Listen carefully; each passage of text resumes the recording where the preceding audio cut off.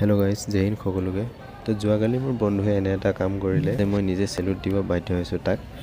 হয়তো ভিডিওটো শেষলৈকে চালে আপোনালোকেও বুজিব পাৰিব কথাটো কি আসলতে যোৱাকালি আমি জিএমচি চাইবলগীয়া হৈছিল ডিউটি ক্ষেত্ৰত প্ৰায় নিশা 1:30 মান বাজিছিল আমি ওচৰতে চাহৰ দোকান এখনত চাহ খাব লৈছিলো তো মোৰ বন্ধুৱে হঠাতে আঠুৱা এখন কিনিব লৈছে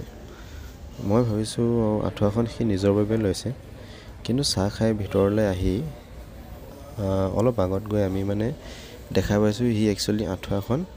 ৰাস্তাৰ কাষতে শুই থকা এগৰাকী বৃদ্ধ মহিলা তেওঁৰ বাবেহে আঠুৱাখন লৈছে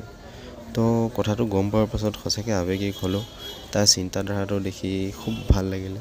আৰু নিজেও অলপ লাজো লাগিছে কাৰণ আমাৰ দিমাগত কিয় এইটো কথা নাহিল তো যি কি নহওক আমি সকলোৱে লগৰীয়া সকলোৱে মিলি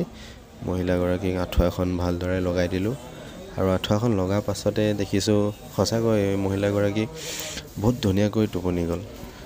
সঁচাকৈ মোৰ বন্ধুৰ সেই চিন্তাধাৰাটোক সেলুট দিছো আৰু খুব ভাল লাগিলে হয়তো আপোনালোকেও ভাল পালে পিছে মোৰ বন্ধুজনৰ নাম অভিনাশ গগৈ তেওঁৰ স্ক্ৰীনত আপোনালোকে দেখা পাইছে তেওঁৰ বাবে লাইক এটা কৰি দিব আৰু ভিডিওটো